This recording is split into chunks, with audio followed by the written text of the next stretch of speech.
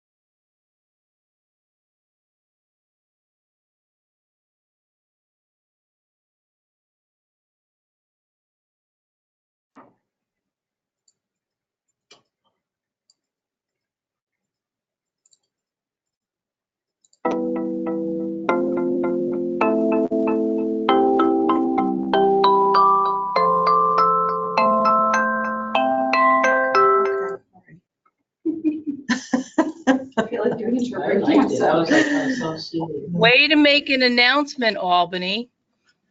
Oh, am I not muted? Yeah, live. You're live to everyone. Good morning. Sorry, good morning. Hello, everyone. Oh, sorry about that. Now mute yourselves. Fun when we're not in Albany. We're going to get started very soon.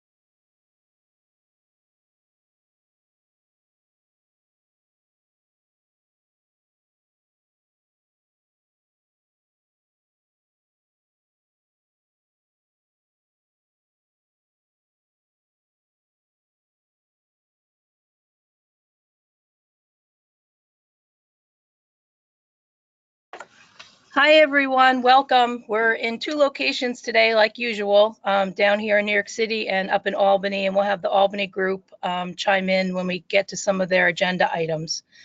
So we are ready to get started. I'm here with a group here, and Jim's here, and the slides won't advance. Okay, here we go. Countdown, 17 days remaining until we go live. Counts, it's including weekends, guys, so we're getting there. It's really close. Here's our agenda for this morning.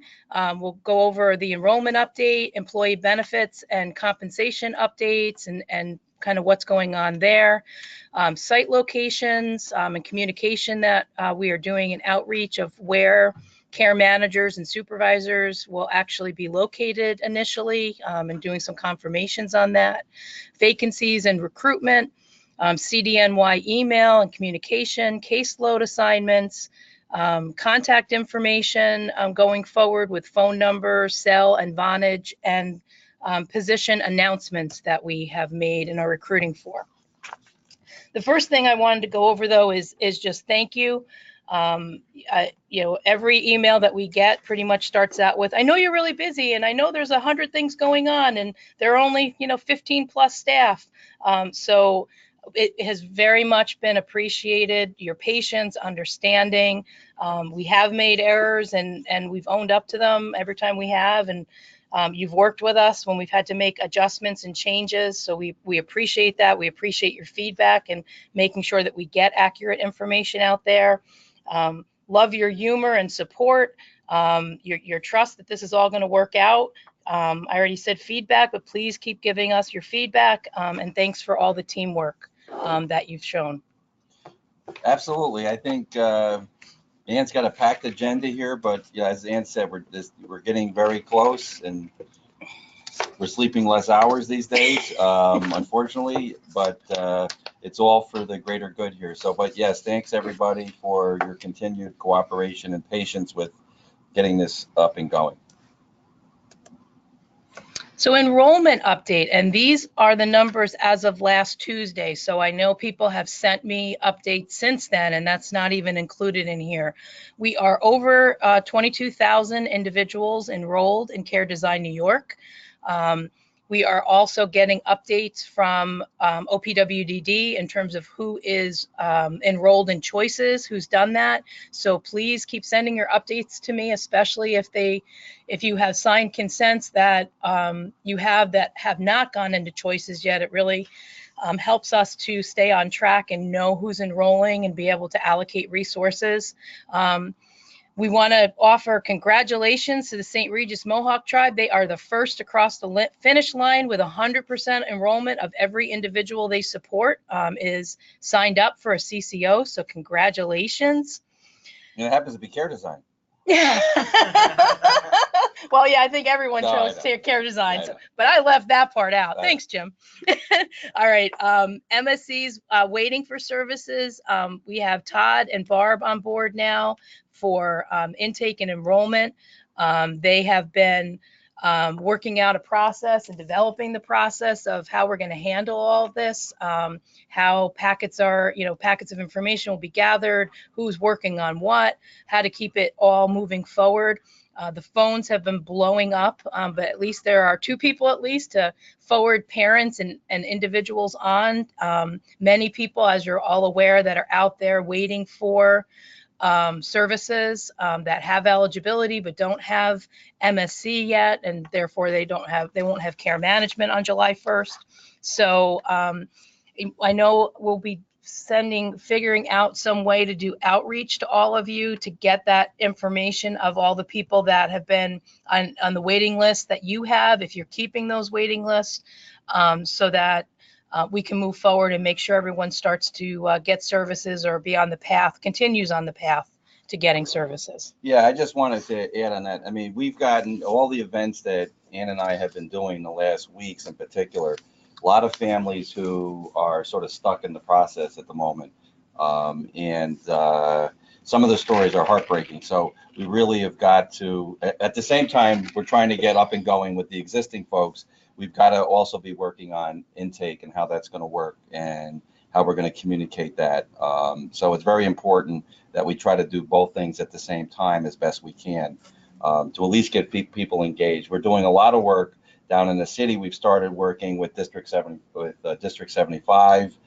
We've had a few meetings with them because our future is in the school systems, both not just the students transitioning, but also the younger folks in school and helping those families get access to services. So that is going to be not only supportive to the individuals and families, but also our pipeline for our future growth as an organization. So folks who are in the upstate area, we need to be thinking about how do we engage in the upstate communities in terms of the schools, the committees on special education, whatever it is, on how do we get into those areas. But we're really starting down here because it's more of a centralized approach as the Department of Education works with the special ed schools. So anyway, so we really got to be on 2 tracks while we're trying to get things up and going. We cannot forget about those families who are in need. So thank you. And for those of you who are waiting to hear that you may have expressed interest in an intake position, Barb and Todd were selected from the Manhattan area and the Capital District area as 2 people that really stood out with the experience in doing this job and knowing what they were doing. But that does not mean that we are not still going to fill positions in other regions and areas, and we may even still fill some positions in the Capital District and the Manhattan office, especially down in the city, because we know there's a lot of need and there's a lot of work to do. So don't lose hope if you've applied and you haven't heard back yet. It's just a resource issue. And now that we have regional directors coming on, and they can work with, interviewing or, having conversations with the applicants, we can continue to make more decisions. And we have offered 2 additional positions, one in the North Country and another one down here in the New York City area. But we still have more positions to fill too, and it's just a matter of getting to them. So thank you for your patience on that. Employee benefits and comp. I'll run over just a couple of things, and then I'll have you guys in Albany unmute your mic, and Lisa can add anything that I've missed or that you want to expand upon. And so I'm not going to say a lot about benefit enrollment. I'll let Lisa cover that, and also 401k enrollment. Bilingual compensation, one of the thing that held us up with that is making sure that not only are you bilingual, but do you need that skill and that ability for your actual job? So that is one of the priorities we will be working on between now and July 1st. The regional directors will be working with the care manager directors and supervisors to identify not only who has abilities, who is bilingual, but who needs that in their everyday job. And those are the people who will receive additional compensation. So we will be working with that, and then you will be notified if your salary is going to be increased. Many people are still asking about increase in hours and promotions and all of that. The increase in hours, we're going to have a better opportunity to deal with that now too, with having some staff supports either on board or coming on board. So some of that may happen before July 1st, some of that may happen after July 1st. But the first place we look is when we have a vacancy. If the whole team is 35 hours a week or 37.5 hours a week or whatever it is, we look at, are there individuals on that team that would like to go to 40 hours a week without, that's our first preference before hiring someone new. So we are, and even when we have lots of vacancies, we may have hired someone new, and that still is a possibility. So that will be coming. You should be asked if there is capacity in your region or in your particular area with the caseloads that we need to cover. You will be asked if you want to increase your hours. So rest assured, if you want to do that, that likely will happen unless your agency your previous agency was overstaffed or the enrollment doesn't line up. But those are very few examples. Promotions, right now we've started to identify and I'll go through kind of what we're doing with sites, what sites people are located at and what leasing agreements we have. At the same time, we've looked at what vacancies we have, both for care managers and for supervisors. So the supervisors, we may look at a particular site and say, okay, there are 12 care managers and 1 supervisor. So obviously we need to hire 2 more supervisors. So those are the things that we are identifying now, and then we will be posting for, that you'll be able to apply for. And then we'll make selections, and it's still going to take a process of then, especially if you're internal, we will also hire external. But again, we'll look internal first. And if you have a caseload, it'll take time to transition that caseload as well. But there'll be some of that between now and July, but from July to September, I think there'll be a lot of movement in terms of promotional opportunities. And again, it's a resource issue. And the more resources we have to make that happen, the better, and we're getting there. The last thing I have before I turn it over to Lisa is the not-for-profit filing. But Jim, do you want to speak to that? Yeah, so thanks everybody for your patience on this. So we finally got the board and the member organizations to agree to allow us to pursue to become a 501c3. So I think the last count, we had 64 or 65 individuals who were impacted by this, who are part of the loan forgiveness program.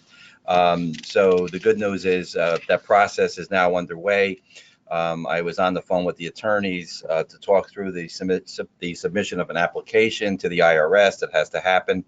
As I wrote in the email we put out last week, I think it was last Friday or Monday, whenever we did it, that they're pretty confident that we'll get this approved. It will be retroactive, which is the most important thing. This impacts people who are starting with us July 1st. So it'll be retroactive to July 1st, and could go all the way back to our initial filing of our incorporation. But the relevant part is really from July 1st on, to make sure. So we thank you for your patience on this. Every week we would say maybe this week, maybe next week. So it took us a while to get there, but we were successful. So we're pretty excited about that.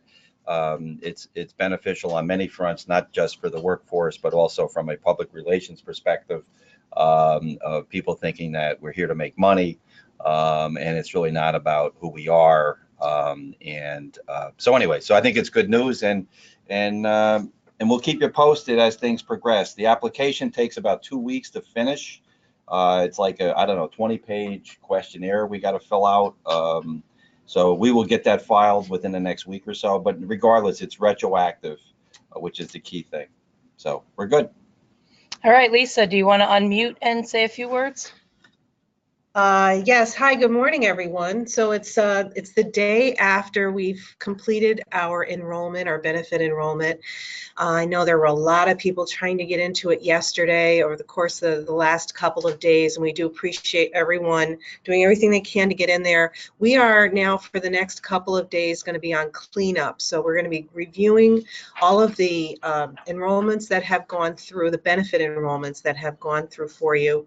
And we'll get in touch with anyone who hasn't done their enrollment. We know that there are some people who maybe don't want or need benefits, and so they are just thinking that they don't have to go in and do the enrollment, but we do need to verify that that they are declining their benefits. We have right now about 200 people that did not go in and do anything. So that's a significant amount of cleanup that we have to do over the next few days. Our goal in the cutoff of yesterday was to be able to provide an enrollment file to the insurance carriers in time for everyone to have their insurance cards sent to them in conjunction with July 1st, which is the effective date of the insurances that are selected. So for those people that have not gone in and done their enrollment and they want to do their enrollment, we will be following up with everyone. And it's going to mean, it doesn't mean that they can't select their benefit enrollment. It just means that they will not have insurance cards for July 1st. So there will be delays, and that's just, it's an unfortunate outcome. We can't hold up the 650 that did go in and do it on time for the 200 that did not. So we'll be working on cleanup with that. Regarding the 401k enrollment, that is coming. The Vanguard is our third-party administrator. They're the company that we chose for our investments.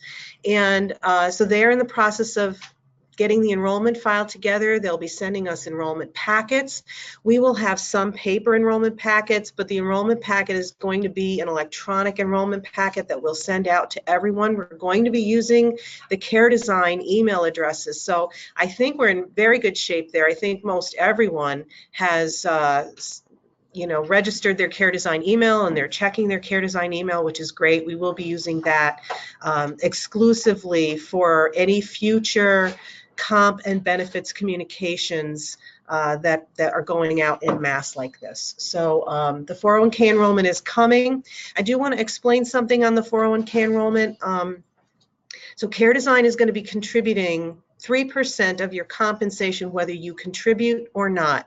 I just want to make sure everyone understands that they don't have to complete an enrollment form necessarily in order to get that 3%. Now, we ideally would like you to. We'd like you to contribute because we think that it's in your best interest for the future to be able to put some money aside for retirement. But if you don't, the 3% will go in, and that's going to go in on a quarterly basis. And there will be a fund that is selected as a default account. If you don't make a decision about where you want your money invested, there will be a fund that is associated with your target retirement date. So information about that will be forthcoming. It'll be coming in the next, I would say in the next couple of weeks. We'll probably be doing our 401k enrollment in the very last week of June. The other piece that we still have to do, I know it's not on your list, Ann, and so I apologize for adding this, but we will be doing the Paycom, which is our payroll service, the onboarding with that. So that's going to be happening very soon. I would say in the next week and a half, you'll receive a welcome to Paycom email and to log in and to go through all of your onboarding steps. And there are tutorials on the site for how to clock in and out, how to request time off, how to see your timesheet, how to make request a punch change or a missed punch. So all that information will be part of the tutorial that's included with Paycom. So there's, as Ann said, there's a lot to do in the next few weeks. And we know that there's a lot coming at you. And we really appreciate your patience and your diligence and just, staying on top of this. I get emails. I got an email at 3:15 this morning from someone. So I know you guys are working around the clock just like we are. And we really appreciate everything you're doing to stay on top of all of this. Thank you, Lisa. We should reiterate. Yeah, I just wanted to say that, remember, as you're doing these things, you really should be not doing this on your agency's time, please. Yep. Because, we don't want, we get enough emails that irritate us. We don't need another one coming from the agencies that tell us, why are the staff, my staff, doing your stuff on our time? So please do this on off the clock with your current agency. Thank you. Okay, site locations and supervisory support. We've been working on for the last about a week, trying to figure out where all of you as soon to be care managers and supervisors will actually be located. Some of it is you and your agencies know, but we didn't know. Some of it is you didn't know, but we had a hunch. So we're trying to really work on pulling that together. I have about, I don't know, 5 agencies maybe to wrap up and to find out definitively. And again, that doesn't mean that the agencies are moving people. It may just be that we're making sure what they reported to us of what space they want to lease is where you will actually be sitting. And then some of you are moving, you're at one place now and you're moving someplace July 1st. And we have had to figure out where do we send your care packages. And the care packages are the Chromebooks and the iPhones and maybe a Vonage phone. It depends if you're going to stay on your agency's phone system or not. And that's being worked out with IT, between the IT support and executive leadership at your organizations and our CIO, Jim Brown, and our team here at Care Design. So those decisions are still being made. So anyway, we're trying to work on making sure that the care packages with all of that equipment get mailed out to the right locations that you will actually be at between now and July 1st, so that you will have that equipment for July 1st. Where whenever possible, we have designated a supervisor that would be the person to accept that, to accept all of the care packages and then make sure that they get to the appropriate people. There are a few examples where there is not a supervisor on site because there may be 1 or 2 or 3 care managers, or maybe there's 4 and you don't have a supervisor yet. So we've just randomly selected a lucky person to take ownership of that, receiving that batch of care packages, and then making sure your coworkers get their equipment. So this has been a major project in terms of dividing out where people will actually be sitting, what are the physical locations, how many people are there, how many vacancies are there, what do the caseloads look like, what are the supervisory needs. So doing that and then rolling it up into what are the regions that each of the care manager regional directors will be covering, so that they will know what sites they will be overseeing and what care manager directors they'll be working with and who needs to be hired. Where are the vacancies for care manager directors? Where are the vacancies for senior care manager supervisors and supervisors, et cetera.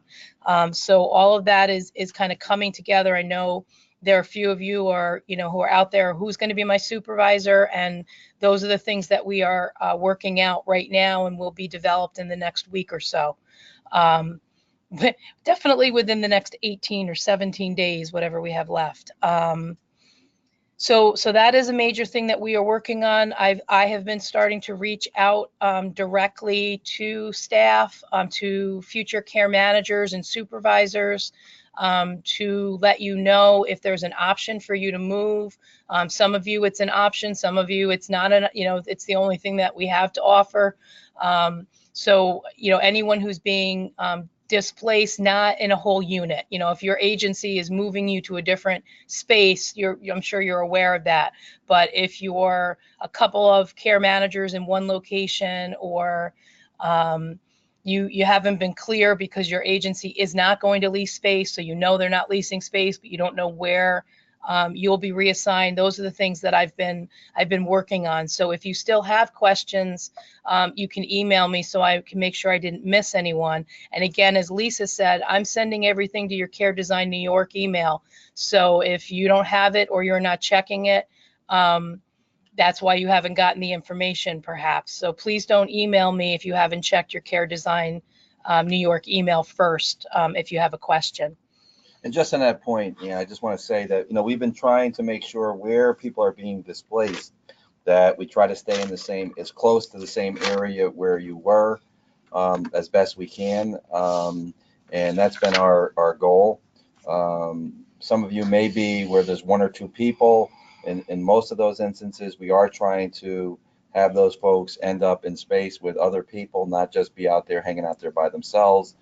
Necessarily where that's possible. It's not possible in every situation at this point, but we've had a lot of missteps with all of this because as Ann said, we were getting templates from the agencies about leasing. They had the different addresses. The fiscal people didn't know where the staff were. They gave us addresses that don't line up where people physically are. They didn't even know about it or whatever. So it's kind of a little bit of a mess to try to clean up and figure out. So bear with us. It's been a work. Anna spent an enormous amount of time on this the past week and change. And Rachel Plaktis. And Rachel helping Ann just to try to figure this all out. It's amazing in terms of the moving parts. We're talking about, I don't know, probably 60 plus locations. Yeah, it's got to be more than that. Yeah, I'll add them locations up at the end of the week. It's a lot of locations in terms of what we're dealing with here. So anyways, so thanks for your patience, but as we don't want to see anybody lost here and not get your equipment. So we need to make sure. Now, there may be a couple of instances where we're doing the equipment at a centralized location. So all the equipment may not necessarily go to the physical site. Correct. We'll work on communicating that too. Exactly. If it was in question of you're in the process of moving and your agency isn't doing a licensing lease agreement, right, we may have sent it. I might have designated a different spot. But our goal has been not to miss anyone and to make sure that everyone, if we miss someone, we'll have them at Albany and New York City. And if we miss someone in the North Country, we'll make sure that you get it up there as well. So we will, we'll have extra Chromebooks, extra care packages if someone has inadvertently been missed.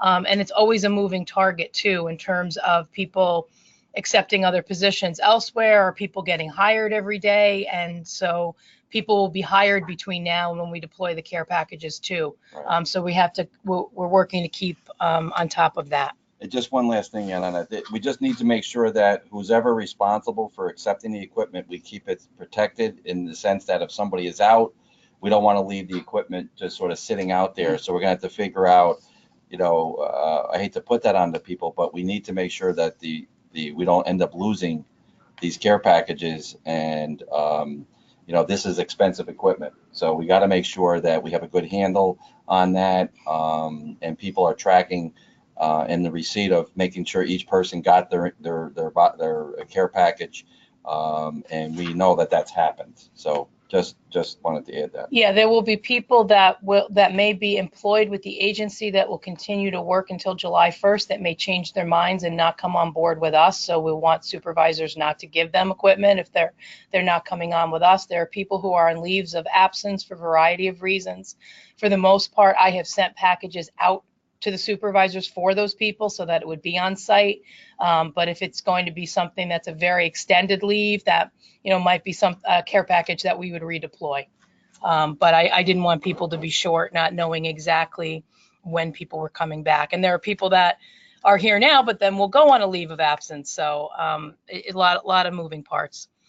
One of the things I wanted to mention too is where you sit on July 2nd does not have to be your final destination. Some agencies are moving people to different boroughs. Some agencies are moving people to different space. Jim and I really want to make it a priority to get out to the different sites after the launch in July, and work with the supervisors to identify. Now, and it might be the space you're located in today that is not up to the standard of what we would like it to be. So those are the sites that we will prioritize in finding relocation options for the workforce. So if you're in a workspace that doesn't really meet the standards right now, or you're being moved to a workspace that doesn't really meet what we would like it to meet, we will be working on that. If you work in a particular area and you want to work in a different area, that may be with the people that you support now, it makes more sense. Those are all things that we'll figure out. So don't think it's the last shot, in terms of where you sit on July 2nd. We can continue to work through those things. And there's only, there's only so much that can happen before July 1st. And on that front, the license agreements that Ann's referring to, those are cancellations within 30 days notice. They're not like an extended lease period of time. These aren't like a standard lease. So, and that's why they call it a license agreement versus an actual lease. But so we have flexibility that we've made no commitment to the agencies to be there.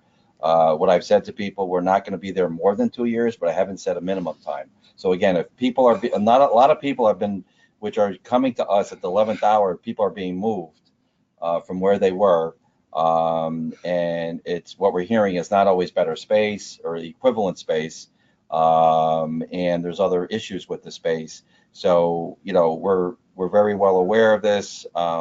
Unfortunately, this was kind of like the 11th hour moves that were happening with the agencies, not telling us well in advance. We're telling us at all. We're telling us at all. We're finding out from the staff that they're being moved. It's been fun. So we're taking this very serious.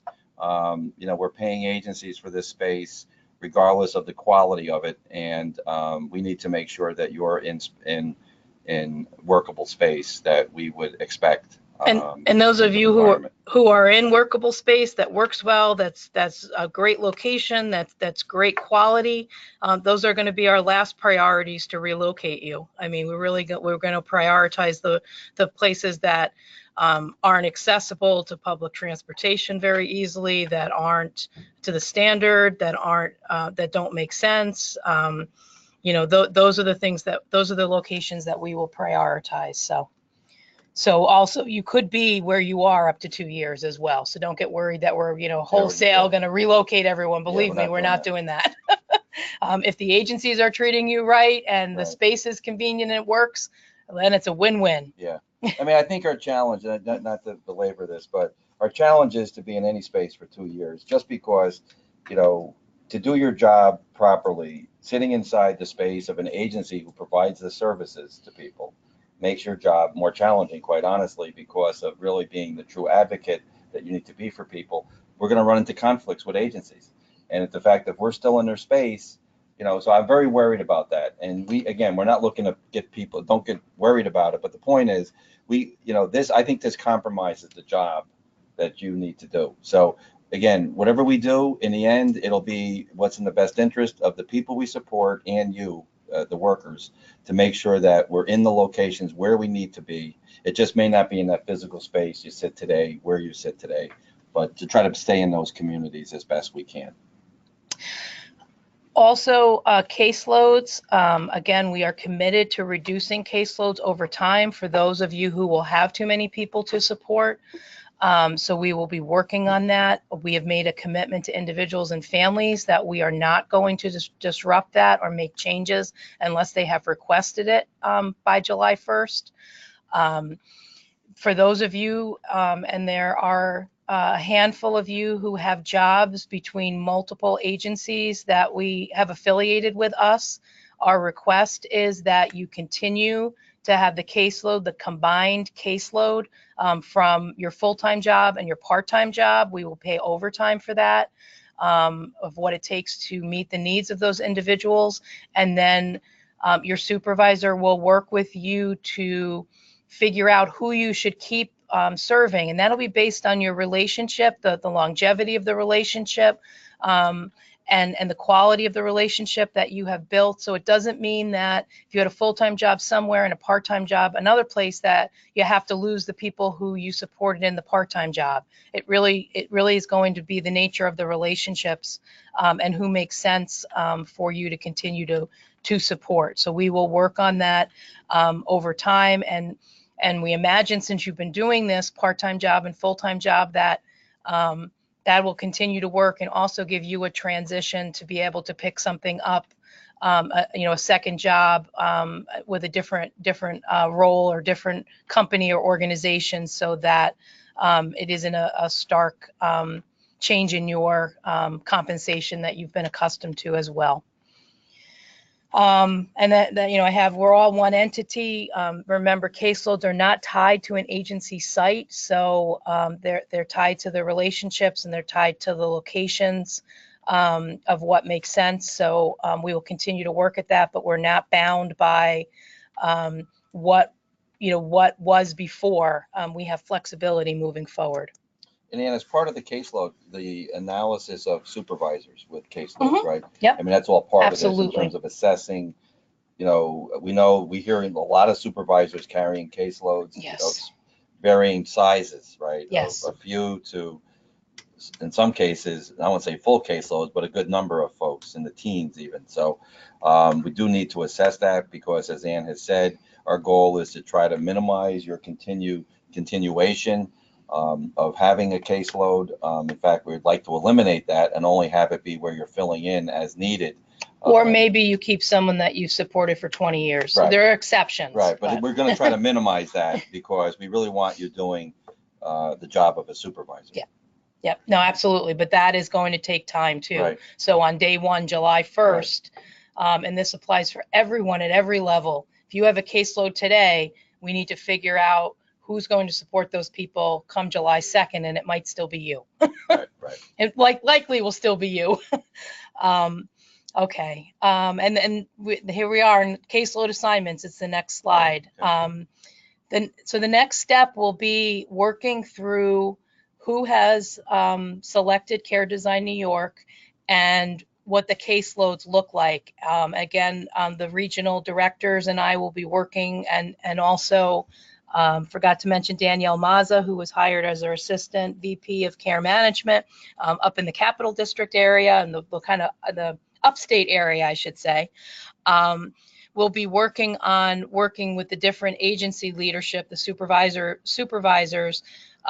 We're going to need Excel spreadsheets that will have the care manager's name and all the individuals that are assigned to that care manager, so that Metasched can make the connections, because we have I don't know, probably 17,000 people in Metasced right now because of the last batch from OPWDD. Right. So the people that you put in choices then are given to OPWDD. Well, obviously, OPWDD pulls it from choices, and then they give it to us, and then we give it to Metasced, and then they load it in, and then it's there. Right. So there are about 17,000 people in Metasced right now that don't have a care manager assigned to them. So what Metasced has indicated to us is if we give them Excel spreadsheets in terms of who the care manager's name is and who are the individuals that they should be assigned to, they can make that magically happen in the computer world,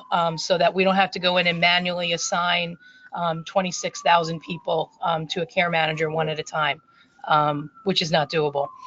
So, a plea for please keep the choices enrollments going, because it doesn't get into Metasced unless it comes through choices.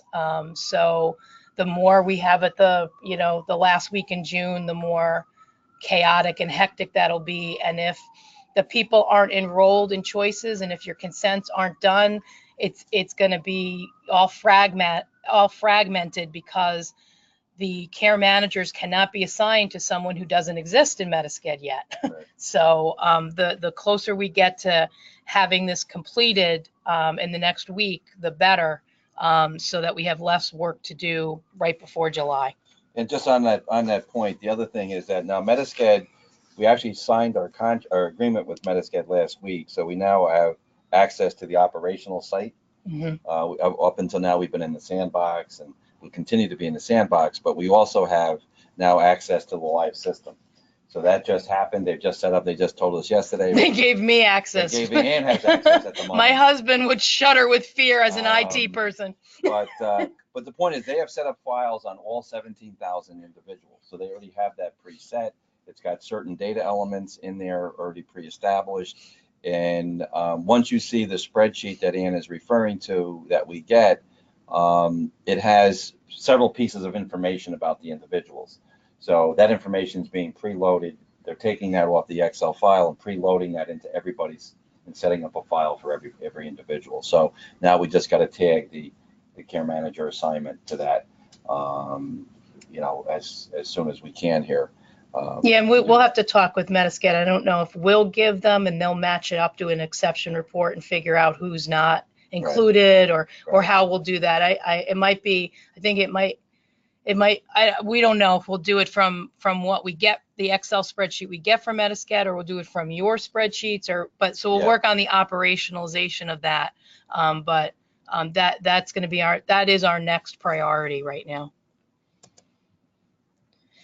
Position announcements. I put this on because we have not forgotten about your request for who's doing what in the organization. And again, we need more people to be doing things in the organization. So we haven't gotten to it. We will give it to you. The other thing is it's a moving target too, that as people are hired, other people haven't been notified yet, and trying to make sure all that happens, and that nobody gets a surprise that they didn't get a position when they were going for a position, and those kinds of things. So we will get the kinks out of that, and we will have good communication on that, but we're just not there today. Paperwork, ISPs, LCEDs, NODs, where do they go? There was a memo sent out by Jim. He was the what is that, kind of like the author behind the scenes. Pretty much behind the scenes is really it. But Jim signed it, but Jim didn't write it. It was like a MASH moment.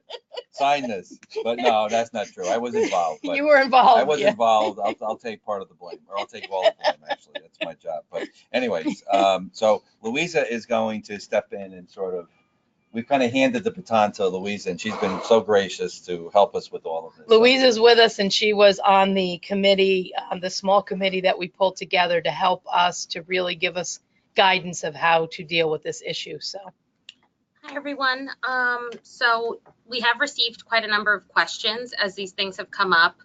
And, primary is what's the best way to get all of this stuff together in the 11 business days we have left. So Oh, God, Louisa, you did it to us. I did. I'm sorry. I'm counting business days. I don't know about the rest of you, but Every that day's a being, business day it's for some true. of us.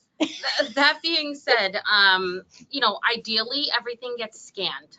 What I have instructed my team, and I think there might be some additional recommendations for possible ways that you might approach this, is to scan them based on the sections in the transition documents protocol. So that checklist everyone received, if everything can be scanned sort of in bulk per section that it applies to, it might mean a little less relabeling of things, a little less stapling, restapling, you know, and the number of scans you actually do.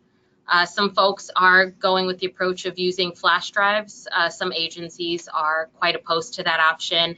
Others are doing paper copies. Realistically, if you are with an agency that is going to give you access to that documentation on day one, meaning you will still be sitting at your same desk and have access to your same books, and still have access to your web-based data system, Precision Care. Maybe some of you already use the other version of Metasced, Therap. If you'll still have some access to that, you're not quite in the same position of needing to rush and get all of this done.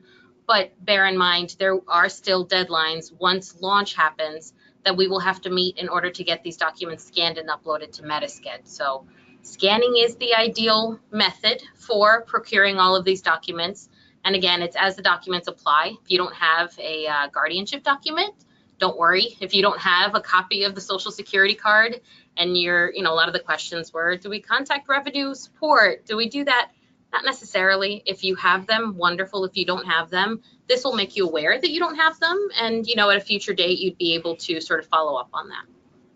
Thank you very much. Yeah, so there's a lot of variety out there, and we knew there would be.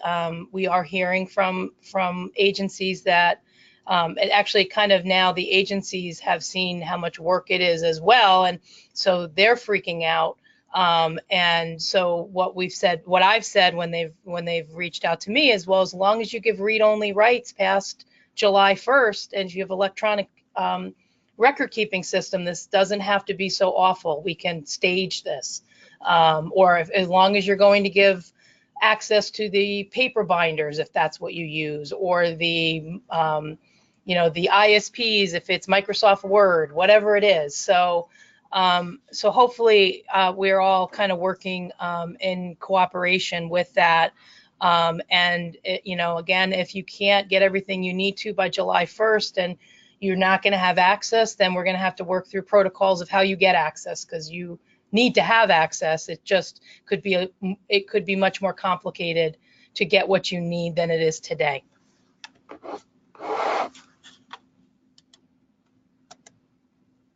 And that's it. And just one more thing I just wanted to mention, and we had just put this out, and it just came back into my head. With the July and August ISPs, I just wanted to just touch base on that. We had forgot about that. I didn't forget about it, but we forgot about it in terms of this. But we know that's an important issue. In fact, we were at a session yesterday, and people were asking about what about ISPs that are coming due. Hopefully that's clear to everybody what the rules are. We've put that out to everybody, what the state has said. So we have flexibility for the annual ISPs that are due in June and July. So if there's questions on that, please reach out to your supervisor or reach out to us about bringing clarity to that. But clearly we have more time to develop the life plan. But again, you need to make sure that the individual and family are okay with extending that time period. So it gives you more time, gives us more time to make sure we're comfortable with doing the assessments, and which Ann and I both hate that word IM assessment. We like IM, but we don't like the word assessment in this. There's too many negative connotations when you talk about assessments of people, and there's too many assessments. So unfortunately, that's what they call it. But anyways, it would give us more time to do that. And that's more in sync with when we take in a new person and you have 60 days to do a life plan. So it kind of would be in sync. So by September, we really need to be up to speed and ready to do life plans for folks for certain. So if there's any questions on that, let us know. But I think we're I think we got the answer we wanted, which would give us a little bit more time on those. You still need to do the meetings, you still need to do the updates, amending the ISP, whatever it takes, whatever you need to do as a result of the meeting. They still should be done in a person-centered way, and all of that, but we do have more time to actually construct the life plan. Two other things. One, Rachel, one of our regional care manager directors, has sent out an email, and I think she'll be modifying it a little bit in terms of Willowbrook, who has Willowbrook caseloads and which DDROs are they in, and those kinds of things. She had a few questions. It's not an intense list. So we were chatting back and forth on email this morning, and I suggested just a Survey Monkey, just like we have on the website for enrollments. If you want to report enrollments, instead of doing the grid, you can do it just by answering a series of questions. So we will be getting something out so that we have more solid information on individuals who are of Willowbrook class. The other thing before we all get into questions is there are questions that Jim and I are way behind in answering because there's just not enough hours in the week. Forget about the day. So if there are questions that are outstanding that you have that we have not answered, make sure you're going through your supervisor first, please. And then your supervisor could email me or Jim or both directly instead of going through the questions link. Just email us if through your supervisor can email us if you need an answer, something about enrollment, something about what Jim was talking about with the ISPs and life plans and all of that. If you have a question that has not been answered yet, like there was a question I talked to a provider yesterday that I very quickly knew the answer to, but they just didn't know the answer to it. So that's fine, but we apologize. We're overloaded in questions and the ability to respond to them, and many of them we've responded to on the webinars and in other ways anyway. So if you have a burning question, reach out to us. And I don't know the answer to the first question, and maybe Albany can unmute themselves, and this would be for Lori. Hopefully she's with you guys, or Lori, if you're tuned in separately, are you there? I'm here. All right, awesome. If we missed Good morning. if we missed one of the MetaSched webinars, is there an option to review it on our own time? If it's the current webinars for all care managers, the answer is no. However, MetaSched webinars are now in Litmus and they're excellent. And the super user webinars are up in Litmus and available for you to listen to if you can't get what you need from the MetaSched webinars. All you have to do is log in and go to MetaSched Part 1 training, and all the webinars are right there. Okay, thank you. What about, this is another question for Albany. What about the fingerprinting and HR that has to be completed ASAP? Time is running out. Yes, it is. And we just received an update this morning that we are still not approved for fingerprinting, and we're not approved to yet to do SCR checks. Actually, none of the CCOs are approved yet. We are having a call tomorrow morning with OPWDD and DOH. Hopefully they will have another update for us then. And in the meantime, it's a process that I am certain we're going to be going through during the months of July and probably August as well. So the deadline for that is not July 1. It is a process that is going to take some time, and it's not as urgent as was originally thought. So we will be doing it over the course of the summer, but at this point in time, we're not approved. Yeah, I think what they're going to do, just following up on Lisa, are we off? Yeah, we're on. What they recognize that this has been screwed up by the health department, quite honestly, and they realize that this can't even begin to happen. So what they're going to expect is, I believe, Lisa, is they're going to expect us to give them some sort of a plan that says over some period of time we'll get through the process. The key date is we have to have everybody done prior to April 1st of next year, because absent that, the supervision has to kick in. People cannot be unsupervised. So the key is to make sure we're clear of all of this which sounds like a long ways away, but you know, things move quickly as we're seeing. We're 11 business days away. Thank you, Louisa. Exactly. So, but the point is, we will have more time. So I think we'll even have more time than July and August. Obviously, we want to be on top of that and get moving. But and we did get them, as everybody knows, the SCR check. You know, it's for anybody hired after commencing July 2nd forward. So we're safe there. So the more hires we do between now and Right.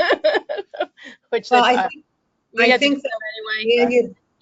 and you're bringing up a good point, and I think that you know, Holly had a conversation this morning with OPW, just sort of underscoring the fact that yes, this may not have a significant impact on our existing transitioning care managers. We've got much more time to deal with it for those transitioning. Where it's going to have an impact is on our new hires, people coming directly to Care Design as new employees. We are held up at this point in time, so we do have to keep the fire going on this approval process to make that happen sooner rather than later. Okay.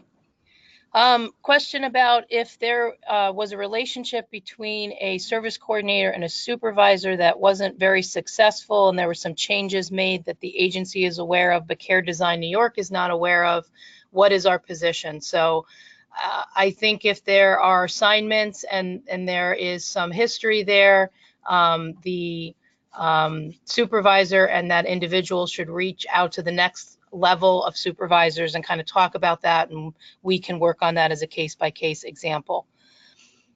Somebody said greatest news ever, but I'm not sure what the greatest news ever was, but I'll take it. Not on that question, it was something different. Okay. Will there be opportunities for people to have a blended role, i.e. care manager who assists with intake, IT, or HR? Not. Diverse person. Jim wants to meet you. That's a lot of hats. Wow. Definitely intake. I mean, intake, yes. I mean, I think every care manager is going to have a role in intake. But IT, you know, I think we might look at some, and sometimes it's self-selection. You wouldn't have an IT title, but there are those people we know in our office that can navigate technology better than the other ones of us. So, you know, that, and maybe the larger offices, we might, you know, look at, you know, that of formal recognition. I don't know that it would be formal increase in compensation, but formal recognition. HR, I don't think it would be care manager / HR, but we might have some HR training positions that are merged. So yeah, we're going to have some blending. So there will be some opportunities, but some of them will just be the nature of you're the go-to person, and we love that. Okay. Oops, I'm going to move down on the questions. I know we're kind of running out of time. Do you need to upload any documents? Are we supposed to upload CCO enrollment forms into Choices? No, I don't think you need to enroll anything into Choices.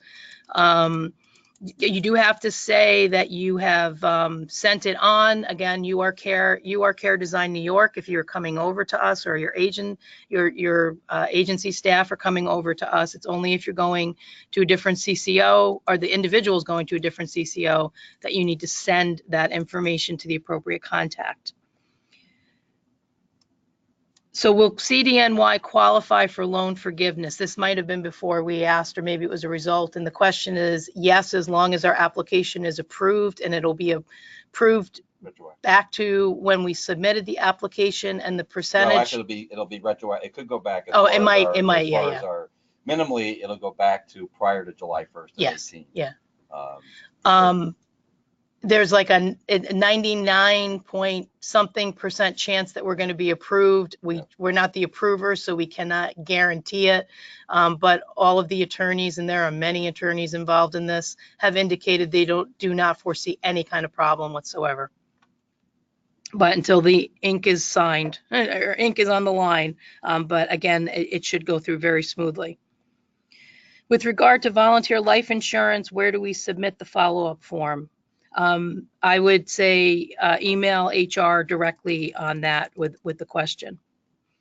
Actually, and I'll just say they need to email the form to us. Okay, thank you. They can send it to Deborah Lauritsen, D. Lauritsen, and it's in the Care Design directory. Okay, what do you mean Care Design directory? Her email address is in the Care Design So does directory. everybody have access to that now? Okay. Yep, I'm seeing yeses. I know I do, but okay. Lisa, stay unmuted because can changes still be made to enrollment by calling HR? It said changes could be made for 3 days after enrollment. What does that mean? Well, you know, we're trying to not have a moving target here. We need to send files to the brokers. So, or for the broker to send the files to the insurance companies. We can make changes for the next couple of days. If somebody has something that they really want to change, they should log back into the site and make the change. But I would say that after Friday, it's going to be probably after today, it's going to be a hard and fast no on the change. So it's not 3 days. It's not 3 days. We can't keep it open. Okay. Okay. I don't even know where it said 3 days. I'm not sure where that's coming from. That was not our understanding. Okay. Who is responsible for making your time requests? And I think that's for asking for time off, and that'll be the actual employee. And that's when Lisa had talked about Paycom and getting enrolled in Paycom and getting your passwords and going through the tutorials. So you will be able to, I know there are many questions about time off. You will be able to, once you're in Paycom, you'll be able to submit that request for time off, and your supervisor will be able to approve it or decline it. For the most part, we think people will be approved. Oh, lost my place. With regard to CDNY email, how do we encrypt messages? Because it already is protected. Protected by Mimecast. I think they're all, I'm looking, Well, we I'm all looking get- at our non-IT people who said they're already All we all have protected. is Mimecast. Every email you send now has Mimecast. But you know, that'll be a good thing to, can't be a pen. That'll be a good thing to follow up with Jim Brown just to make sure, because we can't be too careful with that information. Okay.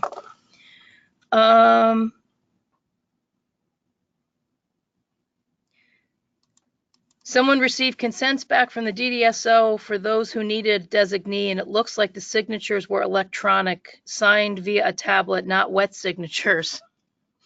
Then printed in color to look like a wet signature, and they didn't initial the page of providers. Is it okay, or do we need to send them back? I think I would enter the information, but then go back to them and say, this has to be an original wet signature on the document. I mean, they can't be signing. I mean, maybe they are signing a lot of them, but it's hard to believe that they can't just have somebody line up and just start signing these things. It doesn't make any sense. But I would not hold up entering the information, though. And that's from Dutchess County. That's where there might be a problem. It might be a particular. So if anyone is having that problem in any of your regions, just shoot me a quick email so that we know. We have a call with OPWDD tomorrow morning at 8. So I'd like to bring this up if it's pervasive or if there are other, to see how much the scope of the problem is. And we should know, to the extent you can tell us, whether it was a DDSO because it was somebody in a residential program versus it was the DDRO director where we had the problem. Yeah, Courtney, send me an example because I know the question is from Courtney.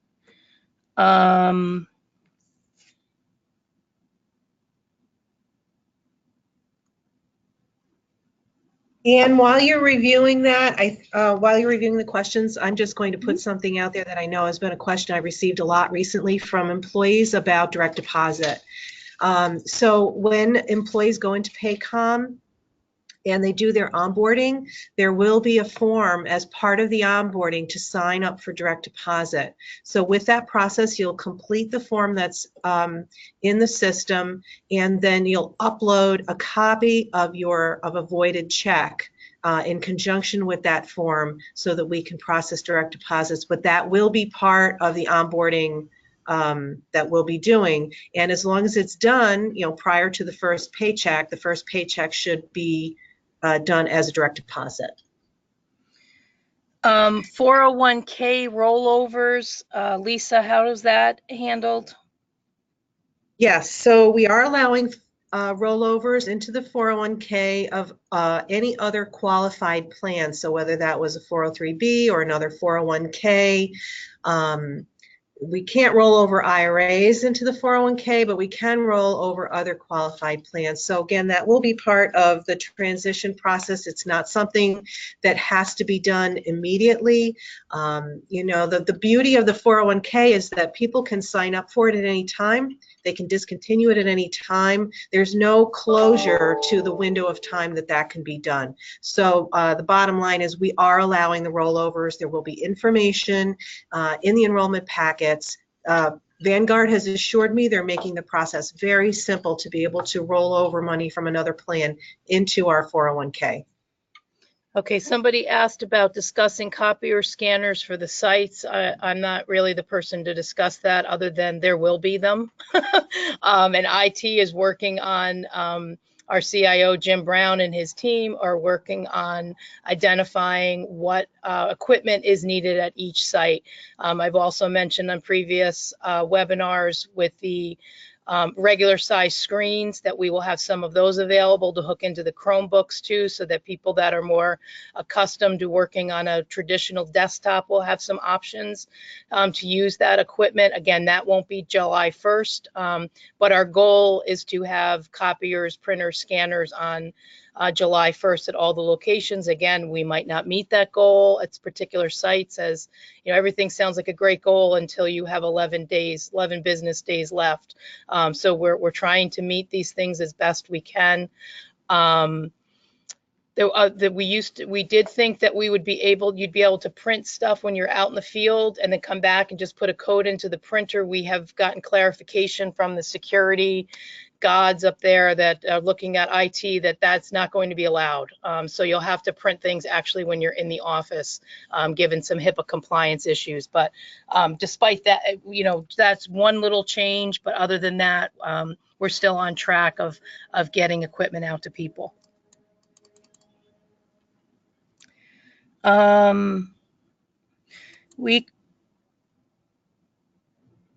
A question about work at home. That's one of the things that we have to start doing now too, is getting policies. We will allow people to be grandfathered in if there is a written policy from your previous agency about how work at home is structured, and that needs to be sent to HR. So those are for those supervisors out there. You can be sending your policy to Lisa Reese. We will be evaluating and allowing that policy to stay in effect over the first 90 days of launch of operations, and we'll be evaluating to make sure it's meeting the needs of the individuals that we support. As long as it is meeting the needs of the individual supports, and that work is being done, and that things are happening appropriately, then we will look at where our best practices are to adopt that organizationally wide. I say first 90 days, it may go into the first 6 months, who knows, but so we're trying not to disrupt if you have the ability to work from home. But as we're talking to people, there are some very loose arrangements out there that we are not particularly comfortable with. So we really need, even if you don't have it in writing, come up with a written policy that we can review and make sure we're comfortable with grandfathering in. So again, we're not launching any new abilities to work from home on day one. We are committed to giving flexibility and making that happen, but we do need structure and accountability around it as well. Yeah, I think the only thing I would add to that, Ann, is we will look to review, though, the amount of time people can work from home. because I think the arrangements are all different. Some Yeah. are 1 day, some Yeah. may be 2 days, but there may be others that are longer periods of time, which may or may not necessarily be continued. Yes, yeah. There have been, yeah, there are some individuals that were moved out in the last 3 months Right. that, without our knowledge, that are coming back to locations Right. because we're not comfortable with that of Right. now you're totally working at home. Not something we are comfortable with at this point. I know we got to wrap up. Let me just look if there's anything else. But while you're looking, I'm Yep. just going to mention one other thing. One of the other things we're going to get out to folks is that OPW has been looking at revising the front door process. We actually got a PowerPoint last week. We haven't circulated it to you yet because it was still a work in progress, but we will look to get that out to you. They've made some improvements. The PISP is going away, which is good news. However, they still have in there some semblance of the state trying to determine potential needs. Okay, whatever that means, right? It's kind of loosely, right, defined at this point. So we continue to push them on the front door process. So more to come on that. But I did want to let everybody know they are looking to make some changes to the front door. It varies by region. The other thing that they're doing is that the eligibility and level of care will be done at the same time. Some regions have already done this, have implemented this. We've been pushing this for years, that why you're doing these as two separate things. So they are now combining that across the state. So in terms of how they look at that. So those are just a couple of changes I'll just quickly mention, but we will look to get this document out to folks so that you have that. Someone had a question about exceeding the regulation for caseloads. There are no regulations for caseloads except for Tier 4 and Willowbrook. So if you're exceeding that with individuals that you are covering, we will need to address that immediately. We cannot allow that if you have Willowbrook individuals Right. to be exceeding 20. We have a little bit more room for 90 Tier days. 4. It's 90 days. But if you don't have Willowbrook, there is no regulation and we have flexibility. Someone asked questions about, yes, they have paper copies. Where do you scan it? You're going to be scanning that information directly into MetaSched. So hold on to it and hold tight. There's no place to scan it and send it at this point. Is OneDrive in Office 365 secure? My understanding is yes, it is. And you can scan information to that site.